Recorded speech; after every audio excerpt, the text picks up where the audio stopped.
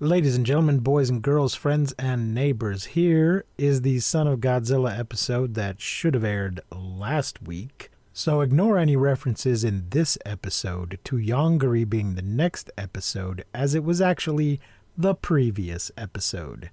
Thank you, and enjoy. 1, 2, 3, 4.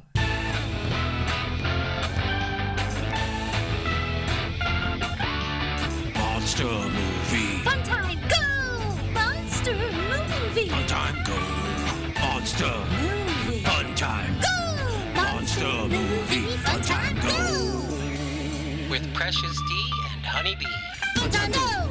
Hello, welcome to Monster Movie Fun Time Go. I am your host, Precious D. And I'm your other host, Honeybee. Honeybee is here with me in person again.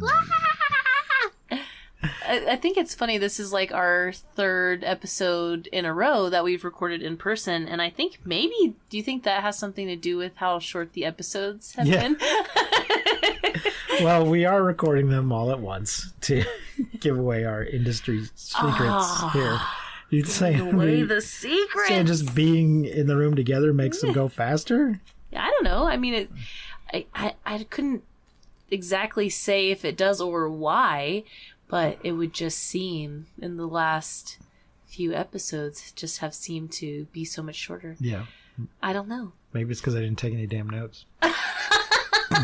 Yeah, that could be it. Maybe just my little tiny notes here. Well, let's see if we can stretch it out a little. Have you read any good books lately? I have, actually. I just finished this book that I bought from Walmart, surprisingly. I was super surprised, but it's called Honey Girl. It is by Morgan Rogers. Morgan Rogers is a queer black millennial who writes for queer girls, and it was really good. It was a good fucking book. It made me cry. It made me angry. It made me happy. All the things a good book should make you. I highly recommend it if you're like, I usually read like thrillers or mysteries or horror, and this was very like lesbian romance novel, but I was in it, baby. It was good. So Honey Girl, get it at Walmart. I couldn't believe I found it at Walmart. I thought that was so great. It was like $12. Yeah, their book section's kind of small. Yeah, it is. But at least they have some. Hell yeah. It's not many bookstores around. Exactly. Yeah, I bought that one, and then I bought another one that I haven't started yet, but it's called Queerly Beloved. Okay. I'm excited to start it, but I have not yet. What about you? Well, What I are you reading? was going to say, in regards to Queerly Beloved, just that I see a certain type of romance book that has like a punny title. Uh-huh. So I didn't know that was an element of queer romances as well, but sure, why not? It is. They're not immune to really the puns. Nope. No way. I'm excited to read it. And I was so happy that Walmart had like a section where like, that was even a thing. It was in Austin, so maybe that's why. I don't know if you would find that in your West Texas Walmart. They don't have Doubt it. The already small bookstore does not have a small queer section in most Walmarts. Is that what you're saying? Yeah. Just the Austin one? I don't know. I don't know. Probably on their website though. Sure. I have not been reading a whole lot. I've been reading this collection of Marvel Godzilla comics that I have, which we'll go in deeper to that when we actually get to the year that it came out, but it's not for a little while yet. But Marvel, a lot of the comic companies, they put out these cheap black and white collections. They call them phone books because they're big, thick paperback collections, and the cheaper ones are in black and white. And Marvel, back in the 70s, had a Godzilla license for about 2 years, and Godzilla was part of the Marvel universe. It's not a standalone comic. It's got other Marvel characters in it. But when they lost that license, years later, they got the rights to do like a one-time reprint. So this reprint is itself out of print. Wow. And I think it goes for an inflated price now. Damn, that's cool. Not quite as much as the originals, but Sure. even the black and white reprints overpriced now because it's no longer in print. So I've been rereading that, Nice. And I've been listening to some old Michael Moorcock Elric books Ooh. on audiobook. There's a new one coming out around Christmas, and I'm making my way through those. Nice. It's one of my favorite authors. Hell yeah. So. Yeah, hell yeah. I recently read the Tina Turner biography or autobiography too. The second one she wrote, it's called Love Story. Mm-hmm. So then of course I had to revisit all of Tina Turner's like classics. So Okay. I can't stand the rain. Most of my reading these days is role-playing books. I'm just reading the adventure that I'm going to run that week. I got one in the mail the other day called Things That Go Squeak in the Night, Oh, where you're playing a little mouse character. cute. It's sort of like the borrowers or the rescuers. So it's mice kind of interacting with the human world. You'd be surprised how many mice-based role-playing games there are, but most of them are more wilderness sort of mice interacting with other animals, and this one is mice in a human environment, Huh. helping humans. Weird. Yeah. In a good way. Yeah. I'm not judging anybody. So maybe someday I'll have time to actually play that game. So this week's movie, back to what the reason of the podcast is Son of Godzilla. Yay! Another Godzilla movie. I always love when we do Godzilla movies because I feel like it's the reason we're here. It is. It is. We only started with King Kong because he was first, but Right. Godzilla was the real reason we were doing this. And this one is from 1967. In color, it's 86 minutes. It is directed by Jun Fukuda, who I think he did Ebira. Mm-hmm. It I'm is not not. sure. It's not Ishiro Honda, It is not. and the music sure, is but you not can by tell. Ifukube. It is by Masuru Sato. I could definitely tell with the music because the music is very campy in this. It feels like, I think you said this once before, that Godzilla kind of starts going to like a kid audience for a Yes. moment, and I kind of felt like maybe this was the beginning of that or something with the music alone. It's Like the music definitely is very so campy. derpy. Yeah. Son of Godzilla music. Yeah. I think I called it in the notes that I did not take. Gilligan's Island music. Oh, okay. All right. All right. There's Yeah. some real it's- Gilligan's Island music going on in this movie.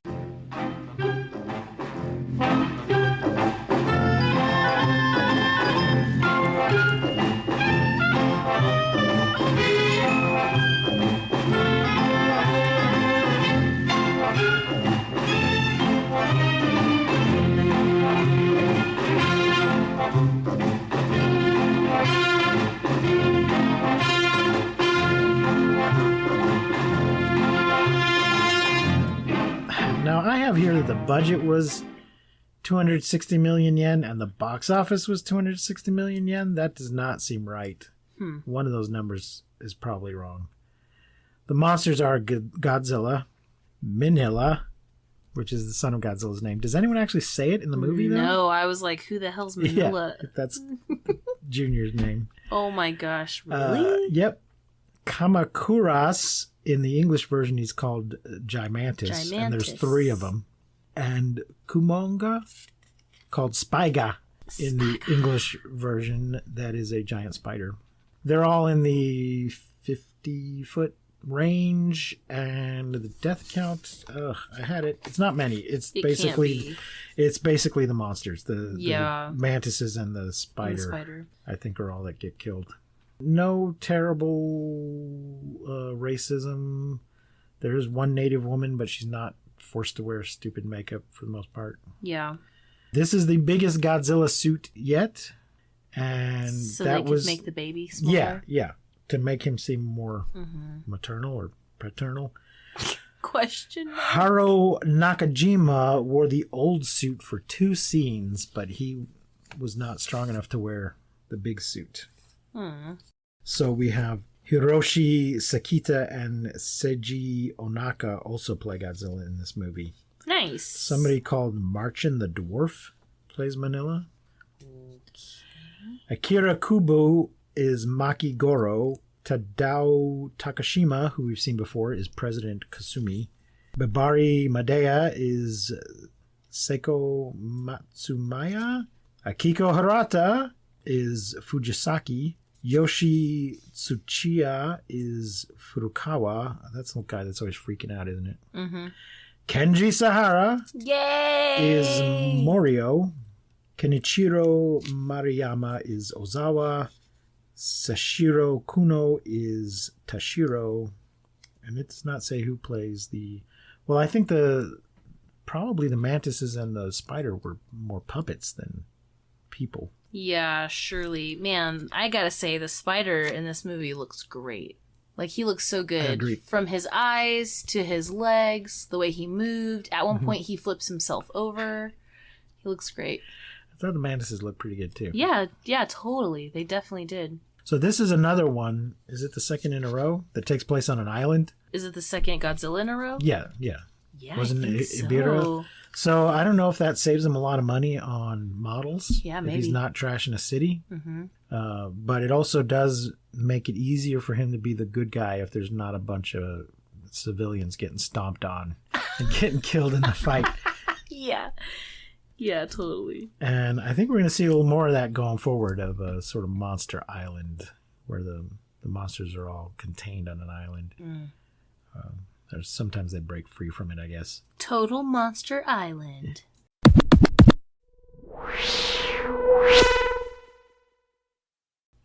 So here's our plot from Wikipedia. Thanks, Wikipedia. A team of scientists are trying to perfect a weather controlling system. Their efforts are hampered by the arrival of a nosy reporter. So we have both scientists and reporters in this one. Mm-hmm.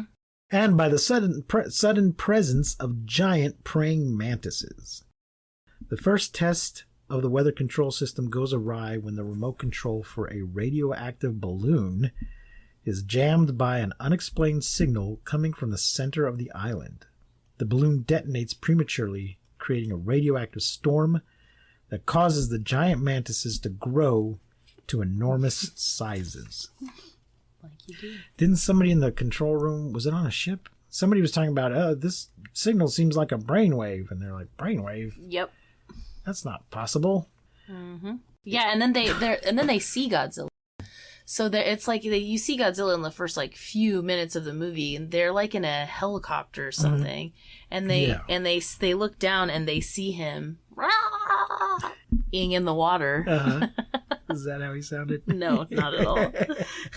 Godzilla's screech is my favorite. Like, by far, any monster sound that we've heard so far, nothing compares to Godzilla's screech. Nothing. Even in little baby Godzilla, his little baby screech, oh my gosh, I screamed. It's so good. But yeah, so they see him. So yeah, they're like looking at, and they say it's a brainwave, and then boom, they see Godzilla, and then he's gone. Yeah. So it's very quick. Boop. Investigating the mantises, which are named Kamakuras, or Gigantus in the English dub version, these scientists find the monstrous insects digging an egg out from under a pile of earth. Mm-hmm. The egg hatches. It doesn't hatch. They break it open. Yeah. They break it open. They're just determined. I guess they think they're going to eat it. I guess so. But it reveals a baby Godzilla. Which, LOL. Oh my god. This little bald naked baby Godzilla with no spikes and no lumps. Just a little baby. He's very smooth. He is very smooth. He has some little tiny spikes, although I don't think he has them right away. Yeah, no, they like grow as he grows. Because and one of the guys says, "Oh, it looks like a baby Godzilla," and I'm like, no, it doesn't. Not really. Yeah, it looks like a baby hippo. Yeah. Or something weird. The scientists realized that the baby's telepathic cries for help were the cause of the interference that ruined their experiment. I guess I missed this part. I don't remember them saying that. I feel like this movie should just be called Interference because of how many times they're like, oh, there's interference in the way. Like, it happens several times throughout the movie. Shortly afterwards, Godzilla arrives on the island in response to the infant's cries, demolishing the scientist's base, while rushing to defend the baby. Godzilla kills 2 of the Karamakis during the battle, while one manages to fly away to safety. Mm-hmm. So there's 3 of them. Yeah. Godzilla then adopts the baby. Well, I mean... Wait. Adopts? I mean, it isn't his baby, right? Well, I was thinking, like, where's the mom? How did he make a baby? Did he just, like, amphibian this shit? So, like, worm shit this? Like, yeah, I don't know. Split? But this is the he first... had a whole egg. I mean, I don't know why they say adopt. Because that... Well, we don't know. We don't... Yeah, we have no idea how this we can baby just egg assume came that to this be. is actually his son, but we don't actually know that for a fact. Yeah. And he's presumably responding to the telepathic cries of the baby. But this is the first... We know that there are multiple Godzillas, because this is technically the second Godzilla. Mm-hmm. The first one died, and then a new one just appeared. He was snoozing it up. But we didn't know anything about how he appeared and what his direct relation to the original one was. Mm-hmm. So, and we don't know how long this egg was laying there before the mantises came, and how long it would have laid there if they hadn't dug it up forced it open. Although it might have been they might have also been responding to the telepathic signals. That might have been because they seemed to know where it was. They went right at it. So maybe they were being agitated by the telepathy. I guess Lady Godzilla just doesn't... She's too much of a lady. She has her egg, she leaves it, and she goes. But because, Godzilla has slept under the ice in the past, we don't know if this egg has been there for millions of years or if it was laid recently by some female that just went away. There's a lot of questions about where the fuck this kid came from. That baby don't look like me. But anyway, whether it's his child or not, he is going to take care of it and train him up. The baby Godzilla, named Manila, as we said, nobody seems to... So it's like mini Godzilla, I guess? Manila. Okay. I'm not sure what the Japanese name is, though. I just know a drag queen named Manila, and it just cracks me up every time that you say it. Well, is that where he or she... Got the name? What is the proper... Manila Liaison. What is the proper term for a drag queen? Uh-huh. Is it just whether or not they're in drag? Right. If you refer to them as he or she? Mm-hmm. Someone tried to correct me. I referred to RuPaul as he one time. Oh, God. Because he appears as himself. Sure. So he wasn't in character. And this guy who's not at all politically correct thought he was trying to gotcha me. Oh, God. And I was like, but he's not you got mansplained. Yeah. But he's a drag queen. He's not transgendered. Yeah. So he doesn't just hang around the house. Right. Yeah, his pronouns are he, him. Yeah. So unless I guess he's in drag. Right. And then that bitch is a queen. So it depends on whether he's in character or not. Right. So anyway. Godzilla, though, we don't know. Godzilla appears to be, or presents as male. Yeah. But we don't actually know that for a fact. Right. At some point in the movie, someone says his father. Right. But we don't. But Have you examined, No, I mean, I've tried. A good look at those lizard parts? I've really tried, but I can't. Lizard experts might be able to just look right at it and tell. But. And it is called Son of Godzilla, but again, how do we know that it's... Yeah, I mean, Wikipedia said he's fucking adopted, yes. So we don't know. But I'm saying this Manila apparently is presenting as male in some fashion, because he's son of Godzilla, not child of Godzilla. Anyway, maybe it's like a Bible thing, where it's just like men, but it's all of us. Oh, or whatever, however that works. Man representing humanity. Yeah. Godzilla is just the generic. Yeah, term. like Zilla. I see. Like Zilla, Illa is just like. So the proper grammar is if the gender of the kaiju is unknown, to just refer to it as male. Yeah, it would appear so. The baby Godzilla quickly grows to about half the size of the adult Godzilla, and Godzilla instructs it on the important monster skills of roaring and using its atomic ray. Oh my gosh, it's so fucking cute, dude. When he throws a fit, it just sounds like a donkey. when the little baby. him by the tail and drags him away. Yeah, at one point he even Do lifts not his embarrass hand. me in the middle of this department store. He does threaten to slap him. At first I was like, oh, Godzilla's gonna hit his child, and I'm like, he's a monster that destroys cities. And Godzilla's gonna hit and his I'm child? upset that he's gonna hit his child. He's a violent reptile. But he does it. He does raise his hand as if he's going to, but then he's just like, get your shit together, boy. I'm trying to find out what his name in Japanese is. Manila's? Yeah. Because it's go. I mean, maybe it's still. I guess it's just Minya. That's Minya. Minya. Okay, so because I started at one point when I was writing something, I started to refer to him as Minya. Anyway, let's see. Oh, at first, Manila has difficulty producing anything more than atomic smoke rings. But Godzilla discovers that stressful conditions, i.e. stomping on his tail, or motivation, produces a true radioactive blast. Manila comes to the aid of Seiko when she is attacked by the Kamakuras. Oh, so they're skipping a whole bunch of this. Reiko. I don't know. So this reporter shows up when it just drops out of an airplane. Mm-hmm. And the scientists are like, you can't be here. And like, well, I'm here. Yeah. Like, where the fuck plane's am I gone. gonna go? I'm Plane's on an gone. island. Yeah. So they make him do a bunch of grunt work, and then he spies a young lady swimming in the lagoon, not naked. This is the kind of thing where normally she'd be naked and there'd be a whole embarrassing thing, but no, she's got a little swim outfit on. But she does run away, and then later does he rescue her or is he there when Godzilla rescues her from the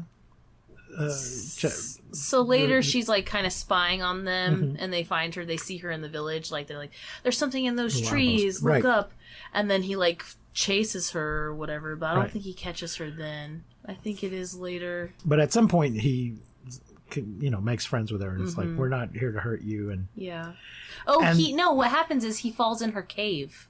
He falls into her where she's hiding, like where she's staying. He falls in, and then she comes in not realizing he's there, and she accidentally kicks a rock, and it hits him, and he kind of wakes him up, and he's like all of a sudden in her home. Right. So that's how they like make friends. And they never explain why she's there on this island all by herself. Yeah, they do. Her dad, her and her dad were there. Studying shit. Her dad was a scientist. So she's not a native. No, she's not a native. Her dad was from Japan, but her dad died like, I think it was like 8 or 9 years before, and she's just been by herself. Stuck there? Yeah. Like she didn't even, when they say something about Japan, they're like, that's where your dad's from. Like, we'll take you to Japan. That's where your dad's from. And she's like, yay! Like, no. So she just doesn't know anything else other than this island, but. So did she grow up there? Mm-hmm. So where's her mother? Never had Mantis has got her. She said never mentioned. She died at childbirth. Okay, they do mention her. So it's not a Moreau situation. No, she says that my mom died when she had me, and then her dad like brought her to the island because he was studying something, and then he died, and she's just been there like making it. The Mantis has got him. So, but then I noticed later, like, she's wearing his clothes. Yeah, she steals his clothes. Oh, do we actually see her steal them? Well, we don't see her steal them, but we see him accuse her of it. Oh, okay. He's like, she when she finds him in her house, she's like, "You're a robber. You're a thief. You're trying to rob me." And he's like, "You're wearing my clothes. Like, who's the real thief? Like, these are mine. You stole these." And then he's like, she tries to give him back to her, and he's like, "Nah, you can keep them." I guess I missed that part. I just suddenly noticed that she's wearing his pants and shirt, very distinctive shirt, and I'm like, what are they implying? I thought something maybe had happened off screen. Oh no, she steals his clothes, and then she steals them, and then she tries to give him back, but he's like, "No, you can keep them or whatever." Okay. And then something else though there was something else that she took, or I can't remember now, but yeah, she stole his clothes. But he ends up, Manila comes to her aid when she's attacked by the Gigantus. Yeah, because she can call him. She has this duck call with her hands, but she just like Godzilla calls. Yes. Which, when did she have time? Because he's just... it's not like they've both been living there together on the island for years. He just hatched a little while ago. Right. But they inadvertently awaken Kumanga, or Spiga in the English dubbed version, a giant spider that was sleeping in a valley. Kumanga attacks the caves where the scientists are hiding, and Manila stumbles into the fray. Kumanga traps Manila and the final Kamakuras with its webbing. This spider spits webs out of its mouth instead of its abdomen. Yeah, which Like you would it think would look horrible, but it actually looks really great. He silly strings them all over, and as Kumanga begins to feed on the deceased Kamakuras, Godzilla arrives. Godzilla saves Manila, and they work together to defeat Kumanga by using their atomic rays on the giant spider. Hoping to keep the monsters from interfering in their attempt to escape the island, the scientists finally use their perfected weather-altering device on the island, and the once tropical island becomes buried in snow and ice. So they've got these things set up all over the island. It looks like it probably took quite some time to build them. These little... weather machine things? Yeah, that they have to go and check on, like, daily. And it takes forever for them to... It seems like they've been there for a while before they actually do the experiment. Yeah. As the scientists are saved by an American submarine, Godzilla and Manila begin to hibernate as they wait for the island to become tropical again. So yeah, they freeze over, and they're just like, oh, they'll be fine. They're just like holding They're each just other. gonna hibernate. Yeah. As the snow falls. Godzilla cradles little Manila as they power down because they're getting frozen. Little baby nugget. But they assure us that, they're just gonna hibernate. They'll be fine. Yeah, as soon as they wake up, they'll live on that island. That'll be their island. And I think that's what happens in the next time we see them. Oh, really? Let me check our list here. Destroy all monsters. I believe that's just a big battle royale, and I think it just starts on. I think it just starts out on Monster Island. I think that's what they're calling it by that point. We just got one other movie before that, so next week will be Yongari, Monster from the Deep. Ooh. Unless we get a hold of a copy of Space Monster Wangamagui. Yongari is the Korean movie, and Space Monster Mangamagui is the sort of semi-lost Korean movie that's getting reissued. Okay. We talked about this. You don't remember this? I don't. It's a movie. It's the first Korean... the first Korean one is completely lost. Oh, we did. Okay, But I do remember this is the one this. that it gets shown occasionally, and you could go to the National Archives in Korea and watch it Right. in person. Yeah. But some movie distribution company, SCS, I think it's called, they distribute a lot of really bad movies. But they also distribute some kaiju movies, and they have gotten the rights to finally distribute it here in America. And It's coming out in either August or September. So if we have to backtrack, we will. But as soon as we can get a hold of a copy of it, we will cover that. Nice. I'll probably order 2 copies so you can have one. Heck yeah. So that will be soon, hopefully. But if it doesn't come out, we'll be doing Yongari next, which I believe is on Tubi and Pluto and all that kind of stuff. Nice. So there you go, folks. What are you going to rate Son of Godzilla? I'm going to say 4. I'm going to give it a 4. 4. Wow. Yeah, I really liked it. What I liked most about it wasn't Godzilla's in it, which is kind of a bummer. But I did like the tough love daddy version of Godzilla that we got in this movie. I felt like it was kind of obvious that it was directed by someone else and the music was done by someone else. Because it just felt very different.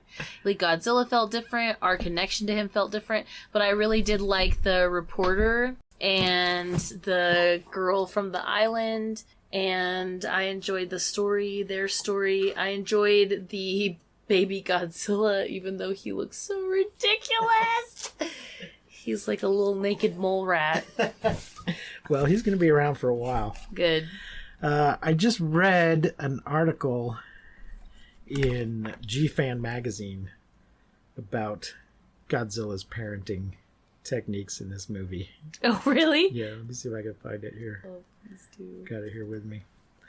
Godzilla and Fatherhood, The Family Structure by Alyssa Charpentier. Shut up. In G-Fan magazine, which I have a subscription to. I used to buy it when I lived in New York. There was this this magazine shop that just had freaking everything in it. It was like a whole store full of magazines, not just a newsstand. So, but I had not had this magazine in a while, and I was reminded of they run the G-Fest convention that we're hoping to go to in a year or two. So I decided to get a new subscription. Hell yeah. G-Fan magazine. Okay. Godzilla the father. Yes. So we'll see Manila more in a few movies. He shows up in a few more of them. Manila. Or Minya. Minya. I guess that's gonna wrap it up for us. What do you rate it? Oh, I think I'm gonna give it a 3. 3. I didn't like it quite as much. Yeah. Kind of miss him stomping on buildings. Yeah, I would say like as far as Godzilla movies go, it's probably a 3. But I think like for like I thought it was good. I thought it was definitely better than the last few movies that we watched. Mm-hmm. So. Okay. All right. Well, that's gonna wrap it up for today. I have been Precious D. And I have been Honeybee. Remember to keep calm and seek shelter in basements. Please do not misuse science. We will not see you, but you will hear us next time on Monster Movie Fun Time Go. Woo! You've been listening to Monster Movie Fun Time Go. If you enjoyed the show, please rate and review us on your podcasting platform of choice. Our theme song is by the Texicano folk rock punk featuring Lita Lopez. You can support the show, find links to our social media, and even leave us a voice message at anchor.fm/MMFTG.